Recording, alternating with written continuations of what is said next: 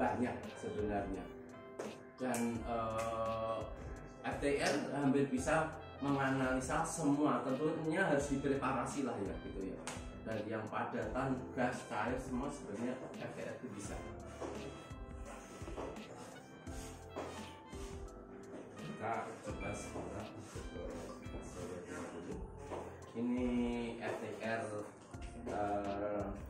merek Labor seri 990. Terus ini ada indikasi untuk mengecek kelembapan interferometernya. Jadi kalau di FTIR bukan monochromator ya, tapi jadinya interferometer. Jadi energi dari lampu yang IR itu dibentuk interferogram. Nanti dengan transformasi Laplace itu dirubah lagi menjadi bentuk spektrumnya. Jadi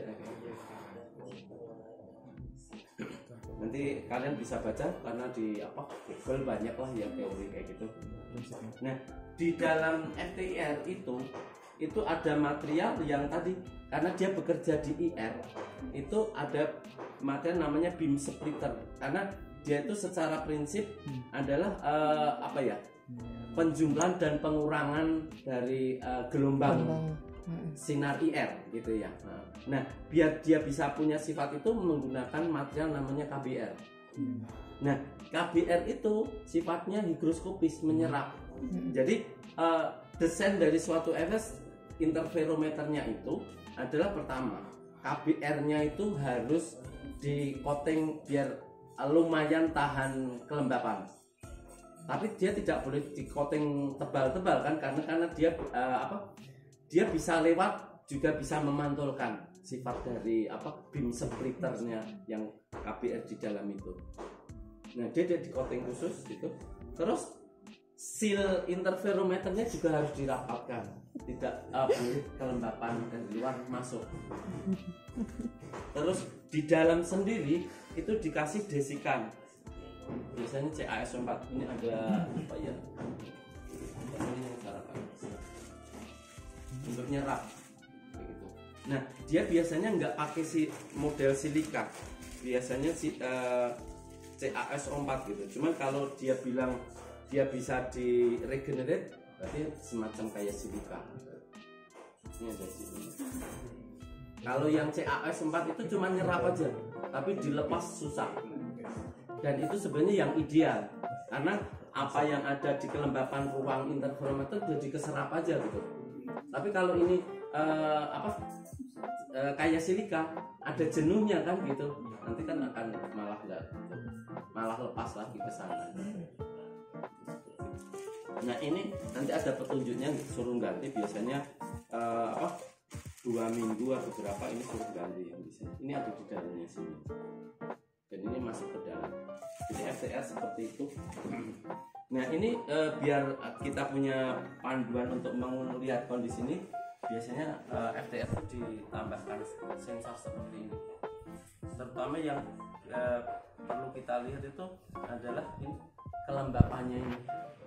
Nah, di petunjuk dia bilang kalau dia lebih dari 45 tolong segera diganti.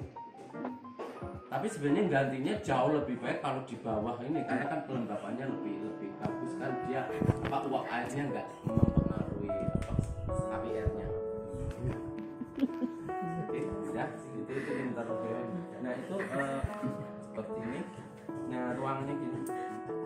Dan FTIR biasanya kalau kita analisa sampel dibuka itu nggak terganggu ruangannya, beda dengan spektrum UV vis ya. Kita mulai. Ini untuk standar biasanya yang bentuknya semacam tadi sel atau yang kayak kemudian. Ya, kalau mau bikin ini kita harus lepas copot. Nah, semua FTIR yang besar biasanya ruangannya ini dibuat cukup besar biar untuk aksesoris ini bisa masuk. Karena di dunia ini ada perusahaan yang tidak bikin FTIR tapi bikin aksesorisnya. Biasanya ada merek Hari. Terus kebetulan software ini ada proteksinya ya, ada dongle. Jadi kalau nggak pakai dongle, real time alat ini nggak bisa dipakai.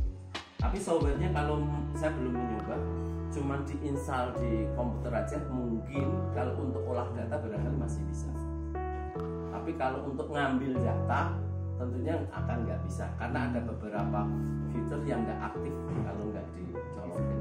Ini namanya dongle. Biasanya semua software sekarang hampir seperti itu, cuman ada yang dalam bentuk dongle fisik, ada yang bentuk diprotek. Kalau yang fisik begini biasanya kita nginstal tidak perlu berkomunikasi dengan pabrikan. Tapi kalau kayak Windows, kita biasanya harus komunikasi dengan pabrikan. Jadi kita dapat kode key tertentu dari pabrikan sana, baru dia ngirim lagi, kita masukin.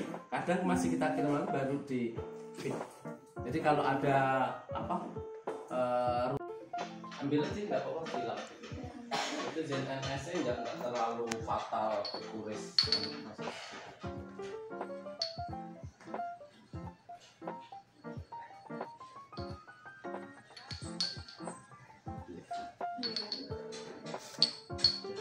Hilap aja nggak apa-apa.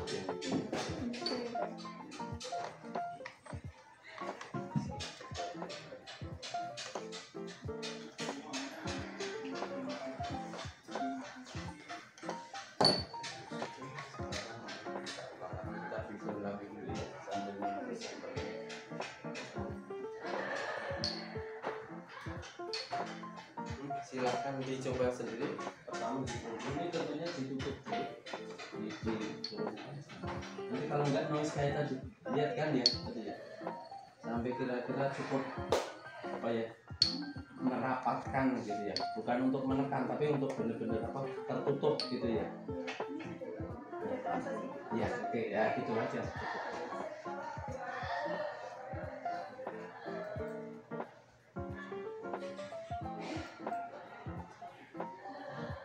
Ini background ya?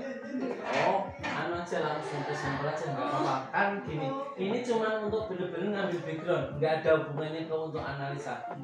Jadi kita cuma mau nyimpen file background, barangkali nanti dipakai.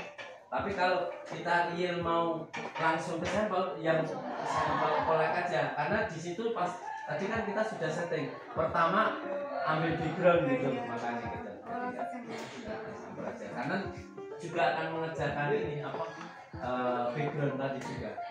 Kalau ini kan nggak masuk ke sini apa, analisa, nggak analisa sampel. Kalau ini cuma benar background doang gitu.